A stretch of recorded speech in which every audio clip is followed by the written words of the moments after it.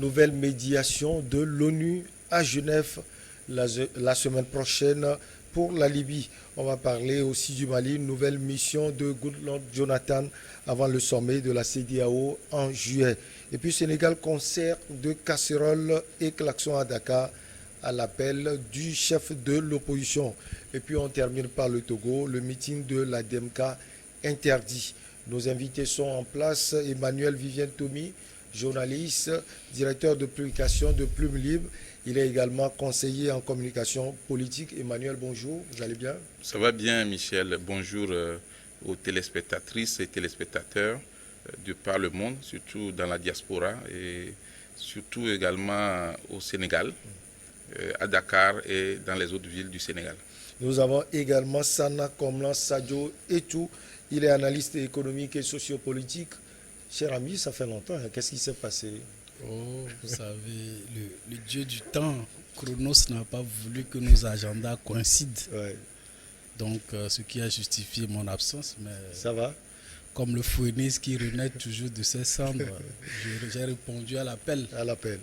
Madame Sophia Kenyossi Adano, sociologue, analyste politique. Bonjour madame, vous allez bien? Bonjour Michel, je vais bien. Bonjour à tous les téléspectateurs. Bonjour à tous mes co-débatteurs. On commence par la Libye. L'ONU a annoncé jeudi la tenue, la semaine à venir, à Genève, en Suisse, d'une rencontre entre les présidents des deux chambres libyennes rivales pour tenter de trouver un accord sur un cadre constitutionnel permettant la tenue d'élections.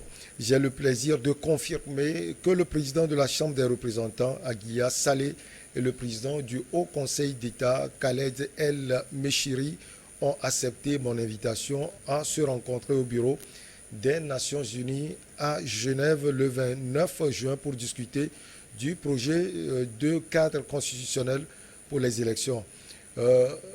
Vivien Tomi, tout ce qu'on peut dire, c'est une bonne chose, hein, parce que visiblement, les frères libyens n'arrivent pas à trouver une date pour les élections générales. On voit maintenant l'implication de l'ONU. L'implication de l'ONU, mais surtout le service après-vente, le SAV ou le SAV comme on l'appelle. Je crois que ce mot que le président Idriss Déby du Tchad avait employé pour qualifier la situation en Libye convient encore de nos jours après sa disparition. On a créé l'atmosphère de crise, on a créé un conflit de toutes pièces, on a assassiné le président Mohamed Kadhafi, on a créé du désordre, on a créé un puits de distribution d'armes pour déstabiliser toute l'Afrique, on a créé du chaos, de l'imbroglio, et maintenant on se rachète. Donc il n'y a rien de nouveau. On est venu juste pour faire semblant d'arranger les choses. L'ONU a sa responsabilité dans ce qui se passe parce qu'on ne peut pas se permettre de donner un quitus à ces pays-là pour venir foutre du bordel chez nous en Afrique et en Asie. On ne peut pas l'accepter. Non, ce n'est pas sérieux.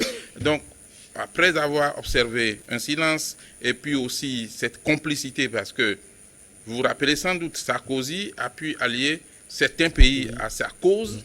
Sarkozy qui avait des causes, des choses à régler directement avec M.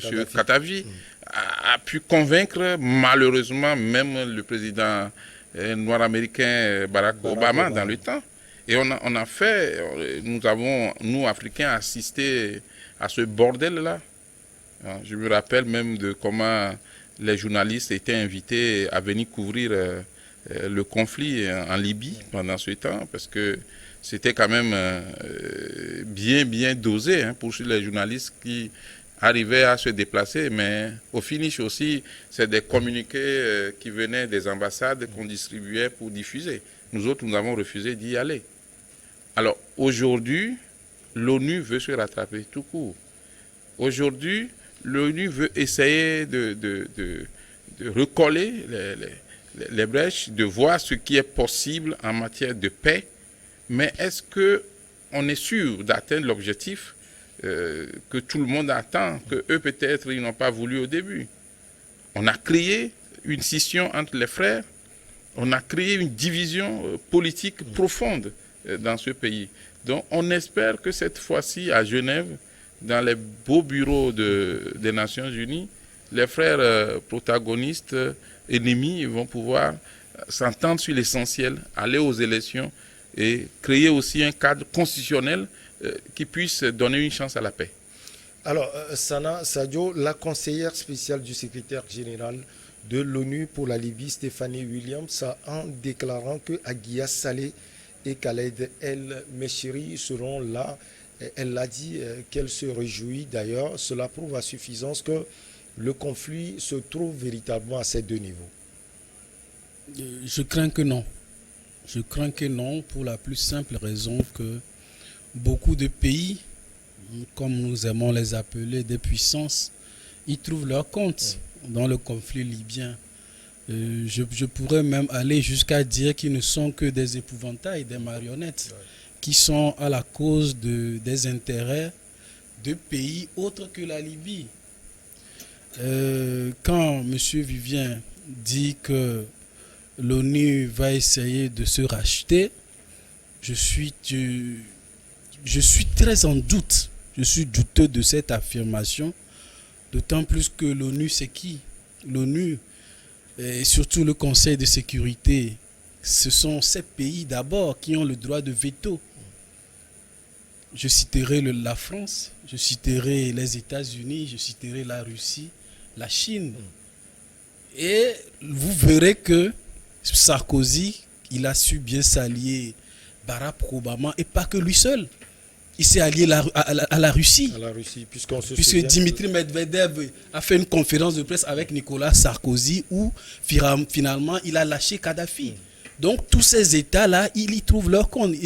Et bien même un autre acteur est venu rentrer sur scène, c'est la Turquie aujourd'hui.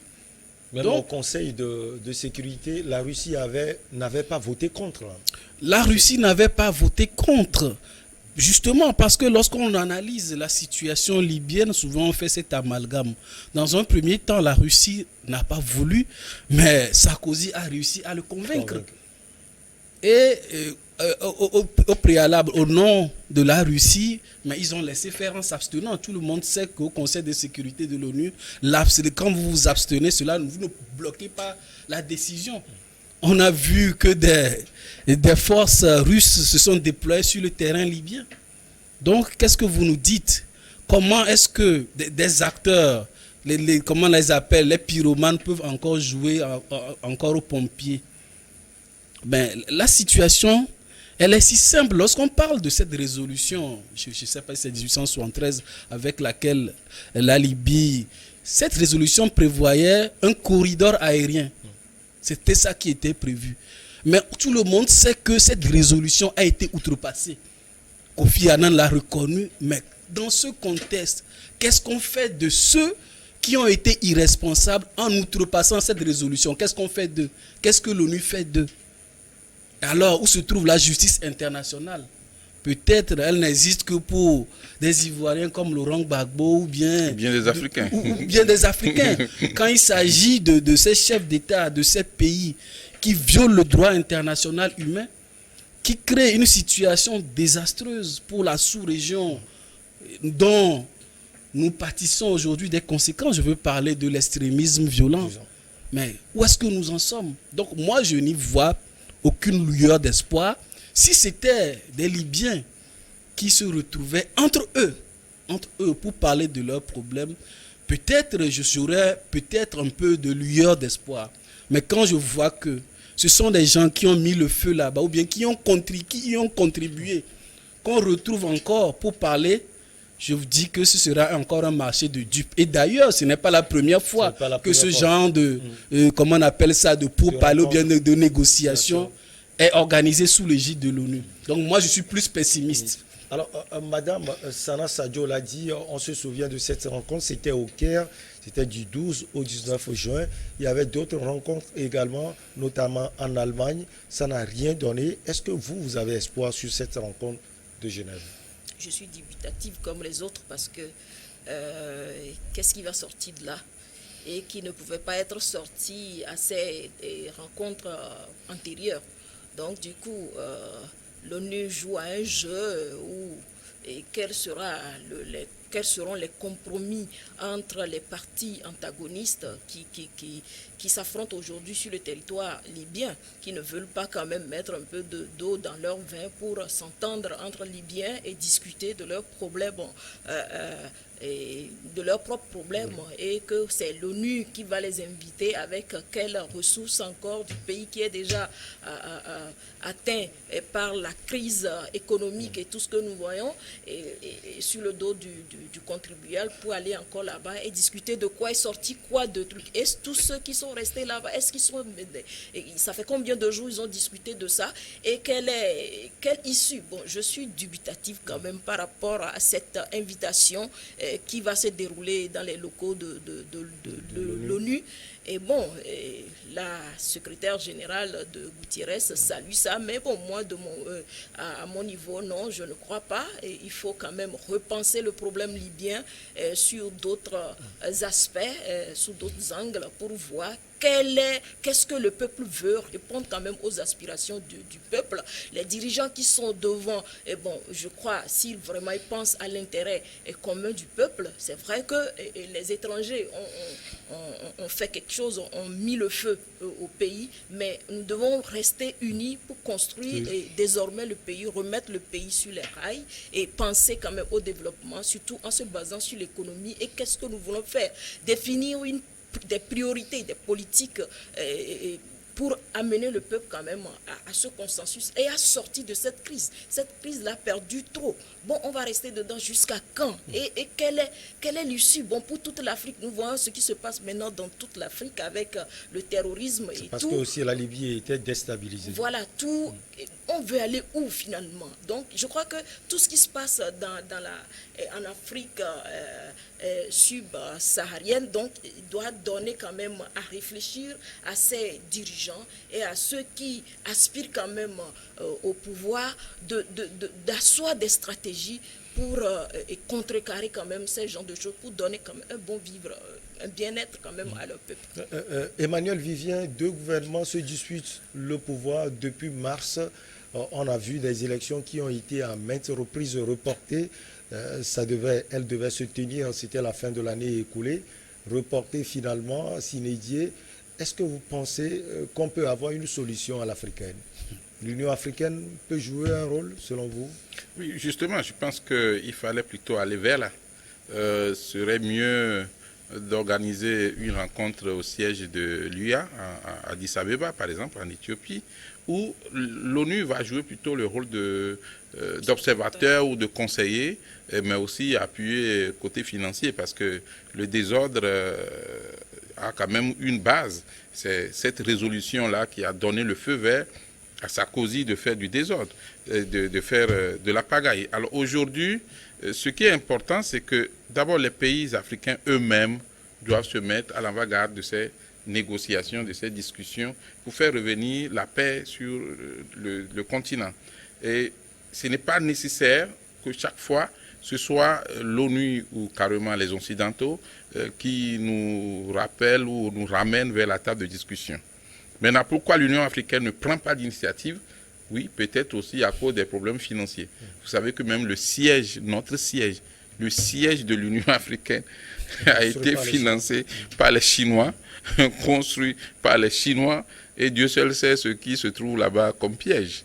Parce que quand vous laissez quand même un bureau comme ça de souveraineté dans les mains d'une autre puissance, c'est facile de mettre des micros que vous n'allez jamais maîtriser. Alors aujourd'hui, l'Union africaine est souvent absente dans ces conflits parce qu'il y a d'abord le facteur matériel, le problème matériel et financier qui est évoqué, parce qu'on ne veut pas dépenser. Parce que le pourparler, pour arriver jusqu'à un accord, ça demande aussi des moyens. Secondo, il ne faut pas non plus qu'on accuse seulement les Occidentaux, parce que nous-mêmes, Africains, nous avons nos responsabilités que nous devons assumer. L'Afrique a joué un rôle. On a vu des chefs d'État qui n'ont même pas parlé. Oui, mais prenons les Libyens. Quand on bombardait la Libye, quand on a attrapé Muammar Kadhafi, Kadhafi n'a jamais été tué premièrement. Kadhafi a été attrapé d'abord. On ne l'a pas neutralisé, comme on le dit dans le terme militaire. Kadhafi a été arrêté. Il y avait eu même un communiqué du gouvernement français qui avait annoncé l'arrestation de Kadhafi, tout en mettant un suspense par rapport à la provenance de ceux qui l'ont arrêté, pour ne pas dire leur nationalité. Oui. Mais quelques minutes après, sur Internet, on a effacé les communiqués qui étaient sortis et puis on a annoncé autre chose. Et après, on nous montre la vidéo d'un Kadhafi, un président. Fut-il dictateur ou pas, quand même un président, un chef, un responsable, un dirigeant, lynché comme un vulgaire voleur. Et puis avec à la sorte de la campagne médiatique pour salir son image. Aujourd'hui, l'Union africaine doit montrer qu'elle est responsable, qu'elle peut régler aussi les problèmes. L'Union africaine doit prendre des initiatives. Et en cela, on ne peut pas accepter qu'en Libye, les dirigeants eux-mêmes aussi ne soient pas conscients que c'est important qu'on aille vers la table de discussion. Pourquoi c'est les autres qui doivent nous inviter à la table ronde ou à la table de discussion? Pourquoi pas nous-mêmes? Mais le problème aussi, c'est l'égoïsme de ces dirigeants africains. Chacun veut rester le grand leader, le Manitou, comme on le dit. Donc, on ne veut pas céder. On jalousait peut-être Kadhafi? Kadhafi, vous savez, Kadhafi était quand même l'entonnoir, ou bien je ne sais pas, le chapeau qui coiffait beaucoup de problèmes en Libye. Kadhafi n'est pas un démocrate, c'est un dictateur. Et on peut le dire. Mais un dictateur qui est soucieux du développement de son pays, mais aussi soucieux du développement de l'Afrique, et qui veut s'affranchir de l'impérialisme et du néocolonialisme des Occidentaux. Et donc, Kadhafi, on pouvait l'aider à démocratiser le pays, comme on a aidé beaucoup d'autres, même l'apartheid en Afrique du Sud, beaucoup de pays, y compris le Togo. Est-ce que vous savez que le Togo avait soutenu Mandela? Le général Eyadema en personne avait soutenu au nom du Togo la lutte de l'ANC en Afrique du Sud. Et les pays africains ont beaucoup participé. Mais aujourd'hui, nous dire que Kadhafi c'était le démon, il fallait l'enlever, non. On nous a fait boire ça. Et malheureusement en Afrique, nous les médias, on n'avait pas pu jouer véritablement notre rôle. On s'est laissé dominer par cette campagne médiatique occidentale. Et voilà, l'opinion a cru à un moment qu'il fallait suivre les Occidentaux. Aujourd'hui, on regrette. On regrette la mort de Kadhafi. Donc, Kadhafi essayait quand même de mettre la main sur les tensions. Aujourd'hui, qu'il n'est plus là, beaucoup de tensions reviennent à la surface et surtout, beaucoup de dirigeants se disent, mais Kadhafi, c'était lui, on respectait. Maintenant, moi aussi, je peux être le premier dirigeant. Un pays où il y a 2 parlements ou 2 chambres, un pays où il y a 2 gouvernements, ben, c'est du désordre. Désordre total. On va marquer la petite pause. On revient pour la suite. On va voir le rôle que peut jouer l'OUA dans cette crise libyenne.